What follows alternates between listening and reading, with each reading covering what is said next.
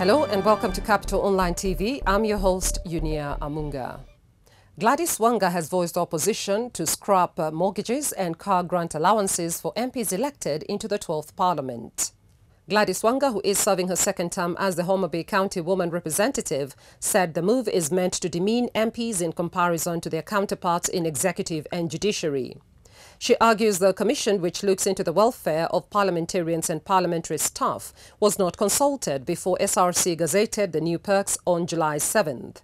The Homa Bay legislator now says the PSC, which is chaired by the Speaker of the National Assembly, will convene a meeting with all MPs once they are sworn in to decide on their recalls. We know that the SRC regulations require that before effecting any changes in salaries and remuneration and allowances, they are expected to conduct a job evaluation, and that is the requirement by the Constitution. At least a year to effecting any changes, they are meant to conduct a job evaluation. SRC did not conduct any job evaluation on members of Parliament, and therefore just proceeded to effect changes downwards on their salaries and allowances without any job evaluation, and therefore without any basis whatsoever.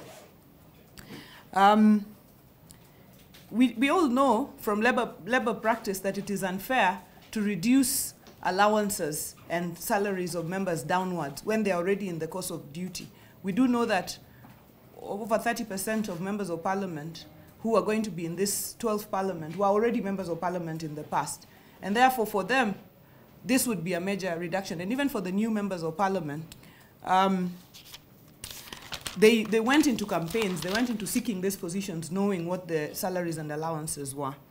The government says the Monday deadline for plastic bags will not change despite protests from manufacturers. Environment Principal Secretary Charles Sunkuli says requisite measures have been put in place to deal with those who contravene the law, placing a ban on plastics from next week. The ban on the use of plastic bags for domestic and commercial use was announced through a Gazette notice dated February 28th. We are giving this brief on the plastic ban that we did issue a while ago, which is supposed to take effect on the 28th of August this year. And this ban was necessitated by four key issues. One is that it's the constitutional right of every Kenyan to live within a clean and secure environment. We have also considered our responsibility to global sustainable goals as part of achieving sustainability in our development by balancing between development and environmental consideration. We have also based the ban on the Kenya Vision 2030, which outlines that Kenya will be a middle-income country where its citizens live within a clean and secure environment. And we are not retreating in this ban. We'll go ahead, but we'd like the public to know that it's not a total ban. There are several exemptions that have been provided and given by NEMA. Manufacturers claim that the ban on plastic bags will lead to losses of about 60,000 jobs directly and another 400,000 indirectly, a figure disputed by the government, which says there are measures in place to protect them. I know there have been questions as to possible job losses by manufacturers of the plastic materials.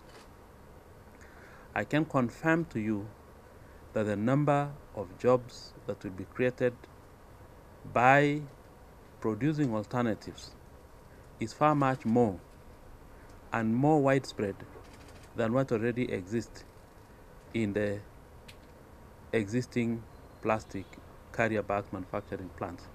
Let's have a look at sports now, where Turkmen capital hopes to audition for Olympic hosting. Here's more by our sports reporter, Timothy Olubulu.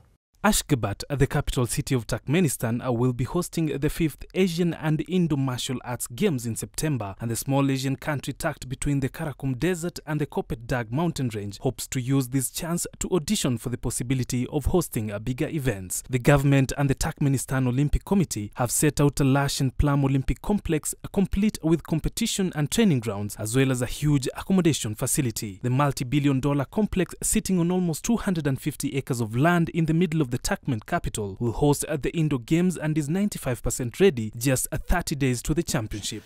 The sport venues within the sport organizations, the media center for the media, for the international broadcast center, everything is ready for now. We're just in the final stage of our preparation, and I think this is the 5% of the jobs which is we need to finalize and welcome the athletes from 64 the National Olympic Committees.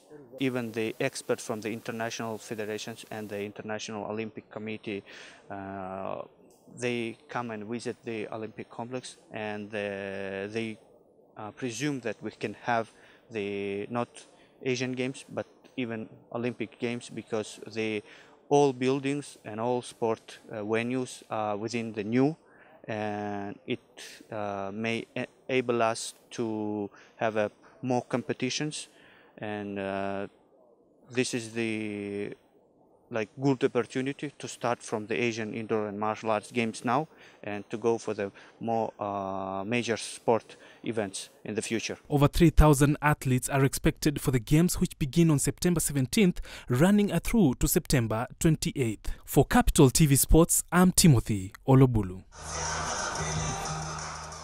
For more on these and other stories, log on to www.capitalfm.co.ke/news. I've been your host, Yunia Amunga.